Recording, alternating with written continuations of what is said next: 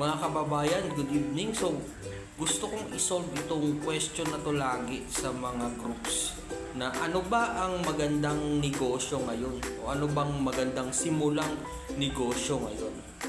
So, ang sagot yan is before natin isipin kung ano ang magandang negosyo ngayon is mag-isip muna tayo ng problema. So, kailangan natin mag-isip ng problema ng isang society or neighbors natin o anong problema nila. From there, isolve natin yon. After natin ma-solve yung problema na yon, so, yung pag-solve natin ng problema, yun po ang magiging negosyo natin. Let's say, for example, gawa tayo ng example ang problema ng isang community or isang subdivision na kinabibilangan mo is lahat sila ay work from home. Doon sila nagtatrabaho lagi, hindi sila pupunta sa opisina. So, usually ang problema ng mga ganyan is hindi sila pumupunta ng bilihang pagkain, palengke, yan. So, ano ang magandang simulan doon? Kung yun ang problema ng isang community. So, basically, ang gawin mo, magbenta ka ng luto ng ulam or magsimula ka ng maliit na palengke dyan sa subdivision ninyo. From there, nasolve mo yung problema ng mga neighbors mo.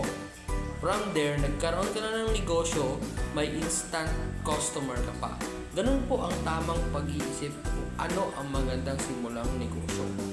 Kasi kahit anong ganda ng produkto mo at kahit anong mura ng produkto mo, kung wala naman yung sinosolve na problema dito sa atin, sa ekonomiya ng Pilipinas o sa buong mundo, useless yan. Kasi every product or every services may sinosolve yung problema.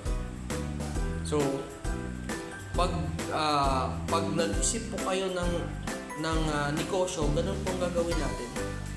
Kailangan natin isipin muna ang problema and then we come out with a solution. From there, yun po ang magiging negosyo natin.